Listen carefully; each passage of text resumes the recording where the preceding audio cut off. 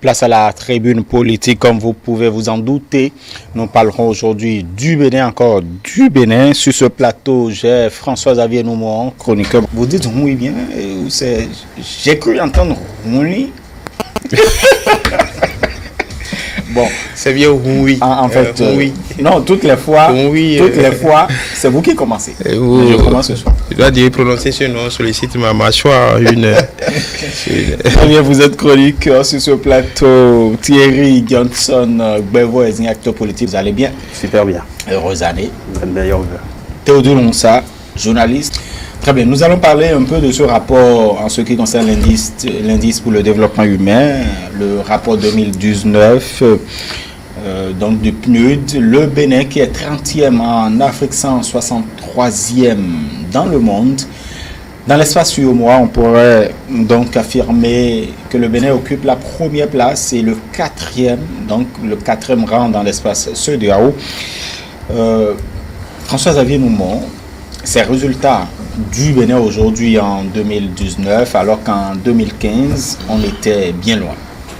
Oui, cela témoigne simplement des progrès qui ont été engrangés depuis quelques années en termes de développement humain dans notre pays. Parce qu'il faut le rappeler, l'indice de développement humain, c'est un indice composite qui évalue le développement humain sous le prisme du niveau de vie, de la santé, du niveau de savoir. La santé, très précisément par rapport à l'espérance de vie, le niveau de savoir et d'éducation, par exemple, par rapport en tenant compte du taux moyen de scolarisation des adultes de plus de 25 ans et des plus jeunes. Et l'autre indice, c'est le niveau de vie, donc l'assainissement, le cadre de vie, l'éducation, le taux de le niveau de vie, c'est-à-dire la capacité d'achat, le pouvoir d'achat, exactement, c'est le mot que je cherche, le pouvoir d'achat des citoyens. Ce sont autour de ces trois indices, composés qui combinés, c'est une formule mathématique combinée qui donne l'indice de développement. Donc, si nous progressons, le rang que nous occupons cette année témoigne des efforts qui sont engrangés depuis quelques années dans la lutte déjà contre la pauvreté, l'extrême pauvreté, l'exclusion sociale, l'aménagement du cadre de vie. Nous voyons cela déployer de jour en jour devant nous. Les efforts qui ont été faits pour retenir le plus d'adolescents et de jeunes à l'école. Les réformes qui ont été entreprises dans l'éducation, dans toute sa globalité, qu'elle soit universitaire ou universitaire, préscolaire et scolaire. Donc ça encourage à croire dans le programme d'action du gouvernement et on voit il y a un signe qui ne trompe pas. D'habitude, quand le chef de l'État voyage, vous avez les financiers, ceux qui s'occupent de l'économie, du développement, et pour la première fois, vous avez la ministre qui s'occupe des affaires sociales. Donc ça veut tout dire. Ça veut dire simplement que avec les efforts qui ont été entrepris pour assainir un peu les finances publiques, et maintenant il faut parler redistribution, il faut voir comment redistribuer tout cela au niveau de la population, même si ça a déjà commencé. On n'oubliera jamais la part des cantines scolaires qui contribue énormément à retenir surtout dans les zones défavorisées, le plus de gamins à l'école. Donc on va dire simplement que nous sommes sur le bon chemin et notre place dans l'UEMOA témoigne que déjà qu'on est dans le peloton de tête et qu'on traîne le wagon UEMOA derrière nous. Voilà. Très bien. On parle effectivement de ces critères qui permettent quand même d'avoir ce rapport, d'avoir cette performance. On parle de longévité, donc de l'espérance de vie. On parle de l'éducation, l'éducation qui représente pour le gouvernement actuel l'une des priorités nationales. On parle également du revenu par habitant. Ces choses, on pourrait le dire en 3 ans, presque 4 ans, puisque en 2015, nous occupions la 167e place. Aujourd'hui, nous sommes la 163e place. Thierry. Tout à fait, c'est le lieu pour moi de remercier une fois encore le chef de l'État pour sa vision, pour son sens de développement surtout. Et on a constaté depuis l'avènement du nouveau régime qui est là, on a constaté que les choses ont véritablement commencé par bouger. Les choses ont véritablement commencé par bouger, et ce, presque dans tous les secteurs. Presque dans tous les secteurs. Cela ne m'étonne pas. Moi, personnellement, ça ne m'étonne pas que nous en soyons là aujourd'hui et que nous soyons le tour de tête. Mais cela pourrait étonner certains quand on sait que nous devançons quand même la Côte d'Ivoire. Nous devançons un certain nombre de pays comme le Sénégal, par exemple. Tout à fait. C'est pourquoi, à l'entrée de jeu, je félicitais le chef de l'État pour sa vision de développement. Vous savez, quand vous avez à la tête de l'État un homme ambitieux, un homme courageux, prêt à aller au combat, il n'y a pas lieu de ne pas l'accompagner, on doit l'accompagner. Et déjà, quand vous voyez un peu les actions du gouvernement, tout est clair. C'est-à-dire que, c'est vrai, les gens sont en train de crier, d'aucuns crient comme quoi le panier de la ménagère aujourd'hui, le panier n'est pas réluisant et tout. Mais voyez le rôle que nous occupons aujourd'hui. Dans l'espace UEMOA, le Bénin occupe la première position, une première. Une première. Osons le dire. Une première. Ce n'est pas seulement à l'actif de la population béninoise, mais à l'actif également du gouvernement qui a compris très tôt qu'il faut mettre les petits plats dans les grands plats pour véritablement sortir notre pays de l'ornière. Le développement chez nous, c'est quelque chose de très important. Parce que déjà, quand vous prenez notre pays, vous souffrez qu'on le dise. Quand vous prenez notre pays, vous allez constater que déjà depuis les années antérieures, je ne veux pas parler du régime passé et tout, vous allez constater que la gestion de la chose publique, elle n'était pas la même aujourd'hui. La gestion de la chose publique n'était pas véritablement, c'est-à-dire qu'on ne considère pas la chose publique. Elle était très mal gérée. Et ce, presque dans tous les secteurs, dans tous les domaines. Ce n'est pas normal. Un pays ne peut pas se développer avec tant de problèmes. Ce n'est pas possible. Aujourd'hui, c'est vrai, nous sommes le premier. Nous occupons la première place dans l'espace UEMOA, quatrième dans l'espace de la CEDEAO. Mais c'est un exploit. Nous sommes devant la Côte d'Ivoire aujourd'hui. Vous imaginez? La Côte d'Ivoire qui, pas des années passées, je ne l'imaginais pas, mais je l'imagine. C'est dit simplement que c'est une fierté pour nous. C'est une grande fierté pour nous que nous en soyons là aujourd'hui, surtout avec les réformes. Et tout à l'heure, on a parlé des l'IDH dont on parle. Déjà, quand vous prenez les trois aspects qui permettent véritablement d'identifier la position qui doit occuper chaque pays, etc. On a parlé de la longévité. On a parlé de l'éducation surtout. Et déjà, quand vous prenez le plan de l'éducation, aujourd'hui, tout est assaini. Enfin, pas tout, mais on sent effectivement que l'éducation béninoise aujourd'hui est sur la bonne trajectoire. Depuis la maternelle, les cours primaires, secondaires, jusqu'à l'université, tout le système aujourd'hui est véritablement assaini. C'est une fierté pour nous. C'est une fierté. On doit s'en réjouir. On doit vraiment s'en réjouir. Voilà. Pourquoi attribuer justement ce résultat au gouvernement? Pourquoi l'attribuer au gouvernement? Attribuer ce résultat au gouvernement, c'est bien normal, puisque c'est le gouvernement qui détermine les stratégies de développement. Quand on parle d'indice du développement humain, et là-dedans, on retrouve la longévité. Qui dit longévité parle de la santé publique. Qui détient le schéma général de la santé publique dans un pays, c'est bien le gouvernement. Et qui trace la carte sanitaire. Le développement sanitaire d'un pays, c'est bien le gouvernement. Et donc, ce n'est que le gouvernement qui opère. Le gouvernement qui met en place des stratégies, des moyens de mise en œuvre, en tout cas de mise en bonne condition des populations. D'abord, la stratégie de développement, c'est le gouvernement.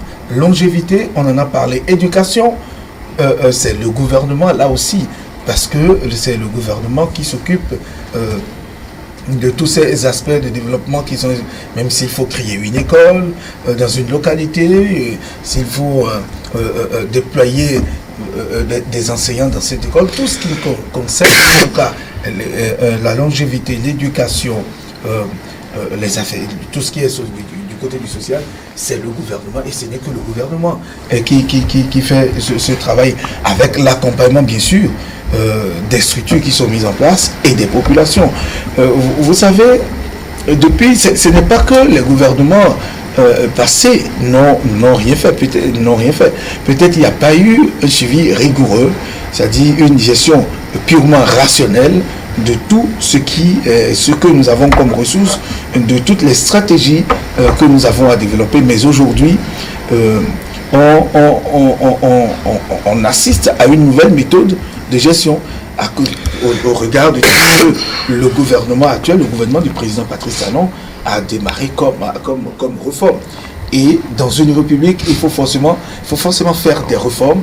C'est-à-dire quand vous arrivez, même quand nous descendons au bas de l'échelle et vous occupez un poste de responsabilité, vous avez envie d'apporter votre touche. Vous avez envie de revoir les choses, de corriger certaines choses. C'est à cela qu'on assiste. Et ça, forcément, il faut des réformes. Ces réformes qui, qu'on le dise, qu'on le veuille ou non, on ne fera pas le bonheur de chaque individu. Il s'agit du bonheur collectif du peuple, d'une communauté, d'une nation que le gouvernement doit rechercher. Et c'est ça qui a payé. Quand on dit que dans l'espace UEMOA, le Bénin occupe la toute première place devant la Côte d'Ivoire, devant le Sénégal. C'est quand même un espoir. Et le Nigeria aussi. Hein. Pardon ? Le Nigeria est 25e. Le Nigeria n'est pas dans l'espace... non, le Nigeria est... le 25e. Donc, en tout cas, devant ces grandes nations, la Côte d'Ivoire, le Sénégal, des nations de référence en termes de développement, parce qu'on sait à peu près le niveau de vie en Côte d'Ivoire. La vie coûte relativement cher en Côte d'Ivoire. Quand vous allez au Sénégal, pratiquement la même chose. Mais quand vous venez au Bénin, mais c'est relativement, en tout cas, c'est meilleur par rapport à ce que nous vivons. Et tout ça, ce n'est que le travail du gouvernement, c'est le travail acharné des gouvernants, de ceux qui sont au pouvoir, qui sont de grands observateurs, des gens qui ont analysé, qui ont vu faire ailleurs, qui ont peut-être participé à la réussite dans d'autres pays, qui aujourd'hui sont devant c'est-à-dire les réalités de chez eux pour apporter ce qu'on est en train d'essayer. Donc, ce n'est que le gouvernement, et ce serait toujours le gouvernement que nous saluons, parce que c'est toujours bien, on sent cette fierté de savoir que son pays a évolué sur le plan mondial, sur le plan africain et sur le plan sous-régional. Très bien. Sur le plan africain, on pourrait dire, puisque nous parlons de certains pays, c'est vrai que le Cap Vert, le Ghana, par exemple, est classé 16e, le Nigeria 25e, pendant que le Bénin est 30e. Voilà, nous nous retrouvons devant certains pays. Je vous pose la même question. Pourquoi l'attribuer aux gouvernants actuels au lieu de reconnaître aussi la ceinture que vous serrez depuis vous en tant que citoyen? Oui, non, d'abord simplement parce que c'est le gouvernement qui a la préemption exclusive des actions publiques. C'est le gouvernement qui produit l'action publique. C'est le gouvernement qui implémente les différents programmes, qu'on le veuille ou non. C'est le gouvernement qui trace la ligne, c'est le gouvernement qui met les jalons, et c'est le gouvernement qui met sur la table, fait des propositions aux mandants qui lui ont donné, qui lui ont attribué un mandat pendant une période donnée. À un chef d'État, pas un gouvernement. Les ministres, par exemple, n'ont pas été élus, c'est le chef de l'État qui a été élu. Ce que je veux dire, il est tout à fait normal qu'on l'attribue en premier lieu aux gouvernants, parce que ce sont eux qui produisent l'action publique en exclusivité. Après, à la marge, il y a divers organismes comme les ONG, la société civile, des sociétés privées. Par exemple, quand vous prenez une clinique privée, qu'on le veuille ou non, même si elle fournit un service, elle contribue, si la clinique est de qualité, elle contribue à l'amélioration de la qualité de vie, donc participe à l'amélioration de l'espérance de vie, par exemple, de la population. Donc ces différents acteurs sont un peu en marge, bon, pas en marge, viennent contribuer, appuyer l'action publique, mais en premier lieu, c'est l'État qui est... Parce qu'il revient aussi à l'État de de donner l'orientation, même sur le plan sanitaire. Oui, même les actions concrètes sur le terrain. Tout à l'heure, on l'a suivi dans l'édition du journal du 19h45, que le ministre de la Santé est descendu sur le terrain pour constater de visu la parcelle libérée pour l'érection, pour abriter l'hôpital de référence de Ouidah et un centre de recherche, un laboratoire de recherche. Ça voudra dire quoi?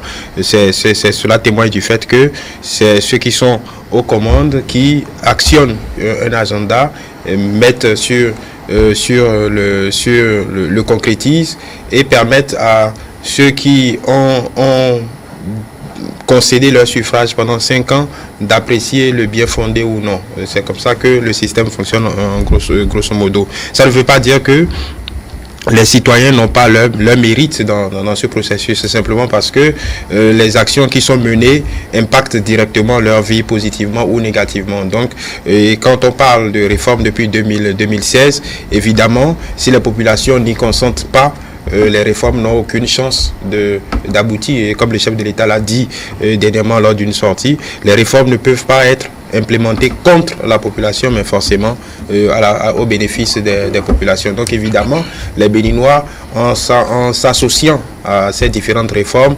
ont leur mérite également dans ce classement qui a été publié il y a quelques heures. Donc ce que je veux dire, c'est que c'est une collaboration, c'est un partenariat entre les gouvernants et les gouvernés pour que l'action publique soit une réussite. Encore une fois, si on prend l'exemple tout simple du ramassage des ordures, je pense que si dans une ville comme la nôtre, avec les moyens qui ont été mis en place pour favoriser la collecte, si chacun y met du sien, c'est que forcément tout ça concourt à un bénéfice collectif, c'est-à-dire que le cadre de vie est plus assaini, donc ça veut dire qu'il y a moins de place pour les infections, pour les pandémies, et que les citoyens ont plus de chances de se maintenir en bonne santé et donc puisqu'on parle d'espérance de vie. Voilà, et donc d'impacter leur espérance de vie durablement. Si l'État construit beaucoup plus de salles de classe, si l'État déjà assainit le monde des enseignants, le personnel enseignant, leur donner un peu plus de moyens, comme ce qu'on observe depuis 2 ou 3 ans, effectivement et indubitablement, cela a un impact sur le niveau des apprenants. Et on a pu le constater lors des derniers résultats aux divers examens qu'on a eu pour l'année passée. On vient d'installer le Conseil national de l'éducation. C'est un pas de plus également pour se donner plus de chances de succès quant à l'implémentation des politiques gouvernementales et de l'orientation de l'éducation en général. Donc tout cela concourt à améliorer la qualité de l'éducation, donc améliorer le niveau et retenir un peu plus longtemps les adultes à l'école et leur donner un peu plus de chances d'intégrer le monde professionnel. Donc évidemment tout ça, c'est un partenariat. Et justement, quand on parle du revenu par habitant, puisque c'est l'un des critères aussi, Thierry Beboezi, on pourrait quand même dire que d'une certaine manière, les gouvernants actuels ont mis au travail la population, les citoyens, et quand on sait que, vous savez, aujourd'hui, quand vous ne travaillez pas, n'espérez rien. Et d'ailleurs, nous avons constaté qu'il y a eu un assainissement qui a été fait, ce qui fait d'ailleurs qu'il n'y a plus de travail fictif. Tout à fait. Est-ce que cela compte aussi, mettre au travail des citoyens du Bénin? Naturellement. Est-ce que cela impacte justement sur le revenu par habitant? Naturellement.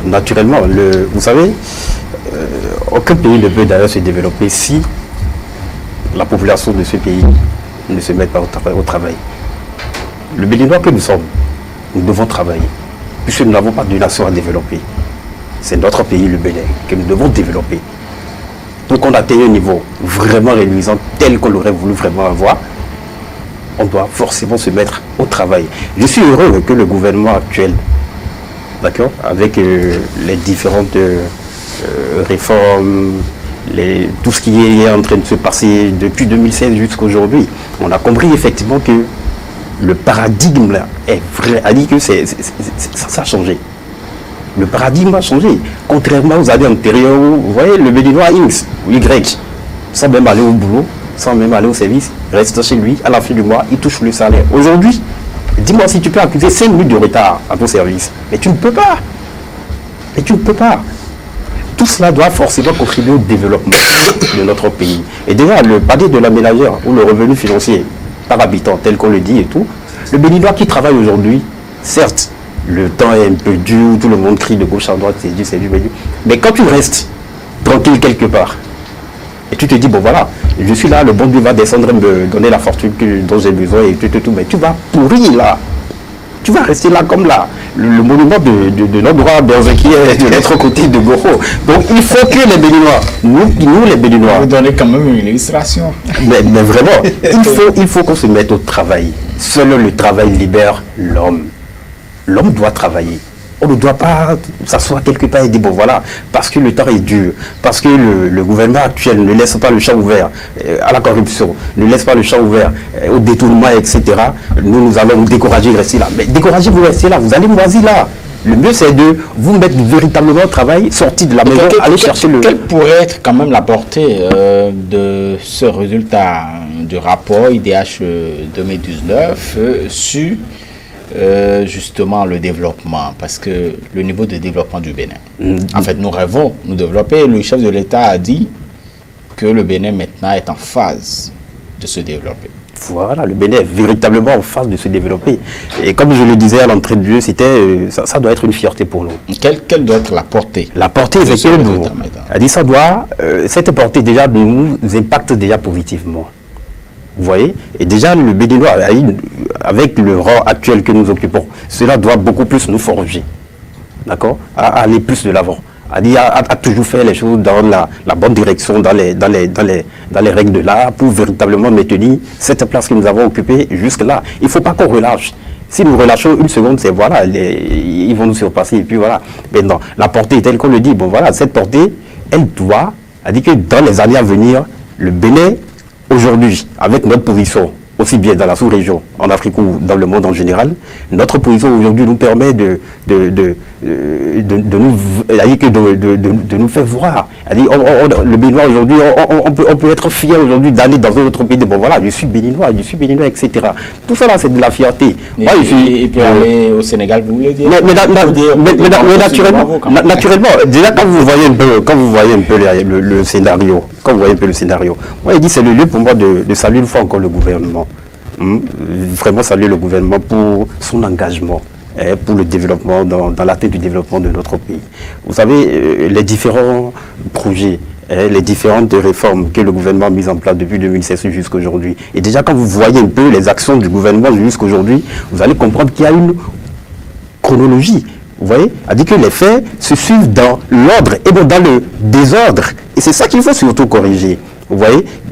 Par le passé, c'était un tohu-bohu, tout le monde était mélangé, chacun faisait son one-man show. Mais aujourd'hui, tout est régularisé. Aujourd'hui, tu ne peux pas te lever du jour au lendemain et dire, bon voilà, je suis un responsable de la fonction publique, je me permets le luxe d'aller au service comme je veux, je prends des décisions comme je veux. Mais ce n'est pas possible. Même les directeurs généraux aujourd'hui sont contrôlés.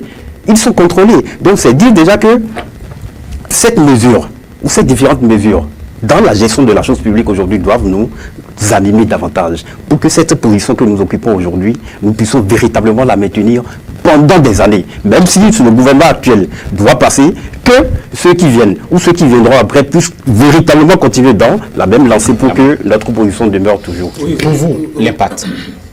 L'impact, d'abord, c'est la preuve que les Béninois ont accepté la phrase serrer les ceintures, si je peux l'exploiter ainsi. Parce que si les Béninois ont compris, ils ont compris, ils l'ont accepté et ils font avec, c'est ça. Et ces résultats, nous le ressentons. L'impact également, c'est que le Béninois doit se sentir heureux. Heureux parce que les réformes qui sont là aujourd'hui, au départ, c'était excessivement dur pour tout et chacun, parce qu'on n'avait pas ces habitudes. Ce sont de nouvelles habitudes qui viennent à nous, qui s'imposent à nous pour l'évolution des choses. C'est important. L'autre impact, c'est que les bailleurs de fonds, les partenaires techniques et financiers auront plus confiance au Bénin. Ça dit qu'on aura assez de projets. Je donne la preuve, le président de la République était aux États-Unis. Il est allé négocier. Et il a rencontré des gens au plus haut niveau des institutions de la République, en tout cas de l'autre côté du pays du Long-Sam. C'est dire que c'est la confiance totale qui s'installe. Désormais, on pourra faire confiance au Bénin.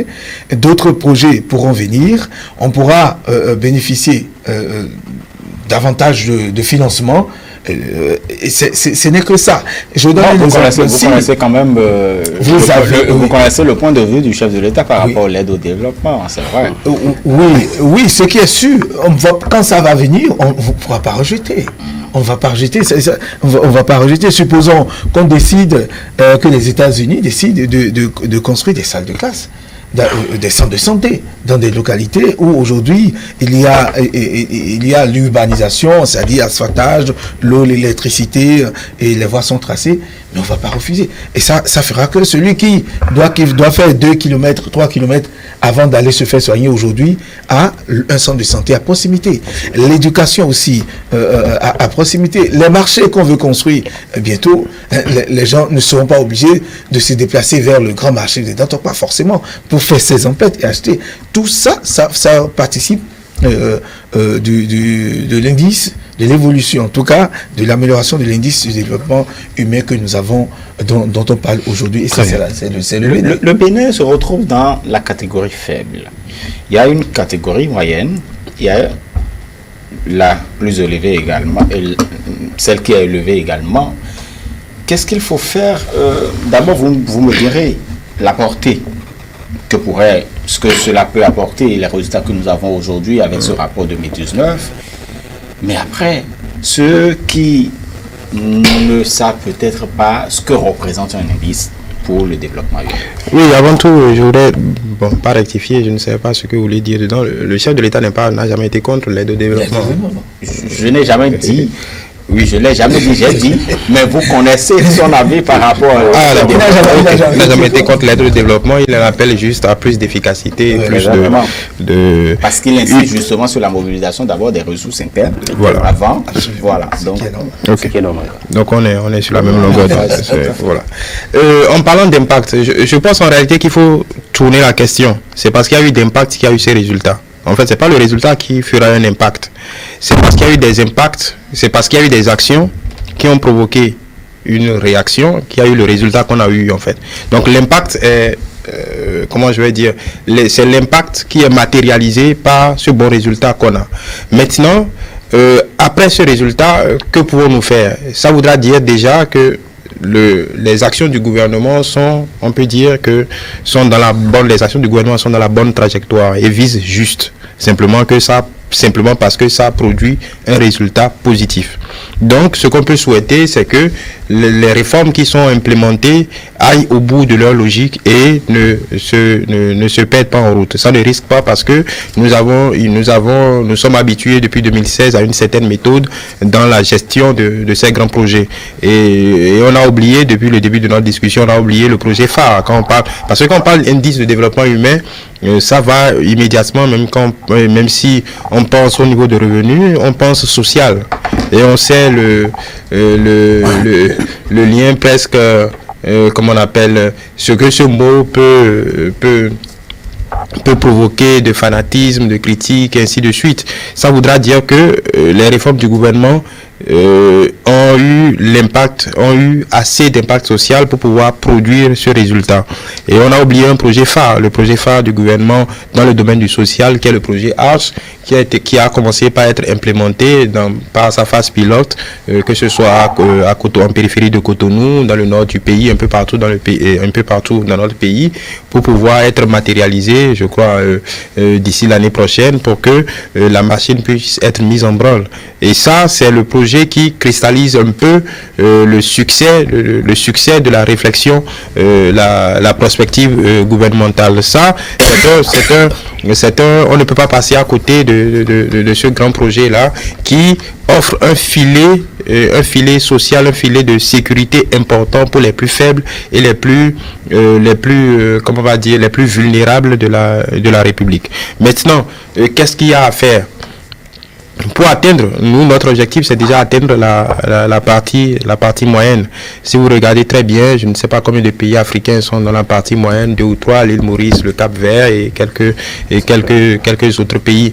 Ça voudra dire le Ghana, ça voudra dire que tant que le gouvernement, tant que nous continuons sur cette dynamique des réformes, avec tout ce qui a comme projet impactant à venir, les hôpitaux de référence à Cotonou, à Calavi, à Ouida, ainsi de suite, les marchés, l'opérationnalisation du projet ARCH, tous les projets qui ont été implémentés pour lutter contre l'exclusion sociale. Et je me souviens qu'il y a 2 ans, la mission du FMI insistait sur ce volet-là. Et ça, c'est pour répondre à ceux qui pensent exclusivement que ces organisations de Bretton Woods sont là pour torpiller des pays comme le nôtre. Le rapport du FMI encourageait le Bénin et incitait le gouvernement à investir un peu plus dans le social. 2 ans après, avec les résultats qu'on a, on peut quand même se féliciter du fait que le gouvernement ait dirigé les ressources qu'il faut vers les plus vulnérables, les plus faibles, parce que c'est de ce côté-là que la différence se fera. Vous parlez tantôt de ces, en fait, des résultats que nous avons aujourd'hui qui représentent déjà l'impact des actions du gouvernement, ce qui n'est pas faux. L'impact que pourrait avoir également, ces résultats pourraient également avoir d'impact quand on sait que, par exemple, que le partenaire technique et financier pourrait trouver quand même, c'est un pays qui occupe la première place dans l'espace suédois, donc on pourrait faire davantage pour que le revenu par habitant soit plus consistant, par exemple. On pourrait toujours espérer et tout ça. Tout à fait. Déjà, avec notre position actuellement, vous allez constater que le marché des affaires va beaucoup plus s'ouvrir au monde béninois. Déjà, les partenaires techniques et financiers, quand ils seront, ou quand ils vont, déjà, beaucoup d'entre eux le seront déjà certainement, et ils sont déjà informés de notre position actuelle dans l'espace suédois et tout. Et c'est un atout, c'est un impact vraiment positif pour notre pays. Parce que déjà, ça va beaucoup plus s'ouvrir. Ça donne une ouverture beaucoup plus large au monde des affaires. Vous voyez, et qui parle d'affaires doit forcément parler de revenus. Mais les grands enjeux aujourd'hui, vous l'avez dit, vous l'avez évoqué, ce n'est plus de dire qu'on est premier peut-être dans l'espace suédois. Le véritable problème, le véritable enjeu, comme le dirait l'un de ces partis politiques, maintenant, le cap. Tout à fait. Il faut qu'on maintienne le cap. Et je l'ai dit tout à l'heure. Il faut qu'on maintienne vraiment le cap. Et c'est pourquoi il disait tantôt qu'il faut que le Béninois que nous sommes, que nous nous mettons au travail. Sans le travail, nous allons chuter. Vous comprenez? Donc il faut que nous nous mettions au travail. On doit travailler. Nous devons tout faire pour que cette position que nous occupons aujourd'hui puisse vraiment être maintenue dans les années à venir. Et pour que cela soit effectif, il faut que nous, population que nous sommes, nous accompagnions ensemble l'action du gouvernement pour que cette place que nous occupons aujourd'hui, enfin, moi je serai dans 1 an ou 2 ans, je serai encore beaucoup plus heureux si notre position a dit qu'on quittait le bas, l'univers des faibles pour aller chez les moyens. Ouais, ça serait chez les moins forts. Ouais, ce serait une fierté de plus pour nous Béninois.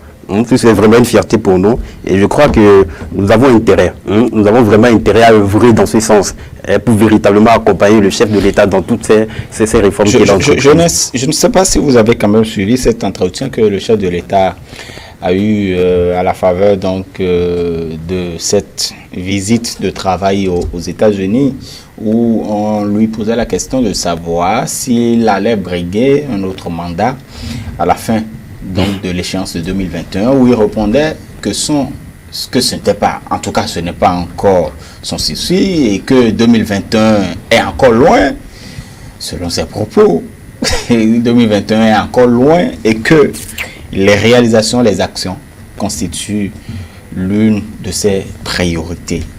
Oui, c'est bien ça. Vous savez, nous sommes...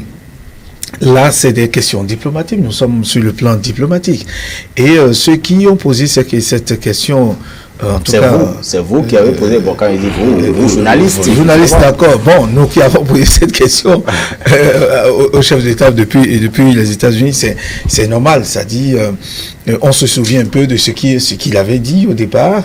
Aujourd'hui, l'évolution des choses, mais écoutez, le chef de l'État a donné la bonne réponse. On n'est pas encore à 2021. On n'est pas, les sonnettes de 2021 ne sonnent pas encore. Nous sommes en 2020 et nous sommes dans son premier mandat. Et il a un programme d'action pour ce quinquennat. Le programme d'action est en train... Nous sommes dans son premier mandat, ça voudra dire que oui. Nous ne sommes pas encore dans son second mandat. Nous ne sommes pas encore nous sommes dans son premier mandat. J'ai parlé du premier mandat, son second mandat. D'accord. Qui va déboucher sur le second mandat. Ce sont les actions, oui. Le programme, le niveau d'exécution du PAG, l'appréciation que feront, l'appréciation que fera donc le Béninois de tout ce qu'il aura fait. Est-ce qu'il faudra continuer avec le président Patrice Talon? Les Béninois, ne cherchons pas loin, les Béninois apprécient déjà et on entend et nous sommes d'accord pour que le travail qui a commencé, qu'on a démarré, qu'on l'achève correctement et normalement. Et donc, 2021, on avisera ensemble. En fait, ma question est toujours liée. On est toujours dans l'indice du développement. Donc, ma question est toujours liée à ça. C'est pas forcément... On ne peut plus en avance sur l'agenda du chef de l'État. Oui, parce qu'il faut achever l'œuvre entamée. On peut achever l'œuvre entamée. Et après, ça dit que dans quelques mois, on saura s'il faut... Ne cherchons même pas loin, les Béninois sont contents, heureux, ils ont serré les ceintures. On parlait du rapport, on parlait un chef de campagne. Est-ce que vous permettez? On parlait du rapport IDH, donc indice de développement humain 2019. On doit parler du rapport IDH 2020. Et le chef de l'État parle aujourd'hui d'un homme, ou du moins voudrait être un homme d'action, qu'un homme qui pense à 2021. Oui, parce que je ne pense pas que le chef de l'État ou quelqu'un de ses ministres ait les yeux rivés sur ces types de classements, mais plutôt dans l'action, parce que de toute façon, c'est l'action qui produit les résultats. Donc, vaut mieux s'échiner à mener à bout de bras ces actions et les amener au bout avec succès. Et je pense que le chef de l'État est dans sa même dynamique que dernièrement, on lui a déjà posé ce type de questions lors de sa sortie sur France 24 et il est resté fidèle à ce qu'il dit depuis. Ce sont les actions qui parlent et après on avisera. Aujourd'hui, le pays est en chantier, on peut tous le voir, on peut tous le constater. On a aussi occulté le volet des infrastructures parce que ça a un impact direct sur le niveau de vie et la qualité de vie. Quand vous perdez moins de temps dans les bouchons, je pense que vous avez une meilleure qualité de vie parce qu'on ne se rend pas toujours compte. Est-ce que l'espérance de vie est liée par exemple à la qualité de la voie? L'espérance de vie, exactement. Oui. La qualité de la voix impacte directement sur votre santé. Donc, ça impacte sur votre espérance de vie. L'espérance de vie englobe énormément de choses. Aujourd'hui, j'ai eu,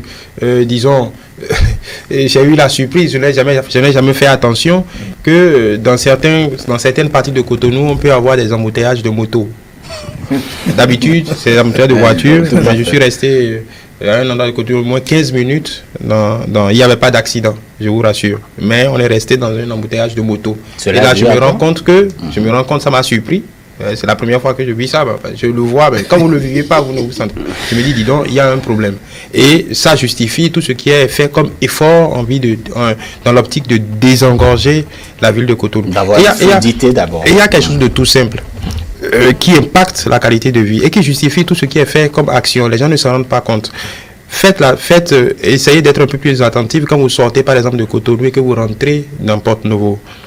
le bruit ambiant est complètement différent. Et on ne se rend pas toujours compte que quand on est dedans, quand on est dans Cotonou par exemple, on ne se rend pas compte du bruit ambiant qui a un impact direct sur notre santé. Et plus vous sortez et ça vaut ainsi pour les grands pays, les grandes villes, ainsi de suite. Donc les efforts d'aménagement du cadre de vie. En fait, il y a plus de pollution dans des villes où il y a plus de cohabitation. Donc il faut forcément que l'urbanisation permette à ceux qui vivent dans ces cités engorgées de pouvoir mieux se mouvoir et mieux vivre. Et ça a un impact colossal impactant sur leur niveau de vie et leur rentabilité et leur productivité, parce que quand on parle de pouvoir d'achat, c'est la productivité qui amène le pouvoir d'achat, parce que plus vous travaillez, plus vous gagnez, ainsi de suite. Donc c'est une affaire d'environnement, c'est un tout. Et aujourd'hui, je pense que le gouvernement, on est tous témoins, même ceux qui sont les plus grands critiques de l'action gouvernementale, constatent que ce gouvernement tient ce problème-là, l'amélioration du cadre de vie par tous les bouts possibles, infrastructures, projet H, santé, éducation, et on essaye quand même de créer des conditions de vie paisibles pour les citoyens que nous sommes. Très bien, merci. Nous sommes au terme de notre discussion. Je vous souhaite une espérance de vie. Bon, si vous résidez en tout cas pour le moment loin des secousses, d'ici quelques années, d'ici quelques mois, on finira avec les secousses. Parce que devant moi, ma maison, bientôt il y aura merci de nous informer. Bien bitumé. Merci de nous informer. Vous êtes l'un des heureux. On dit vous êtes touché par l'IDH en fait.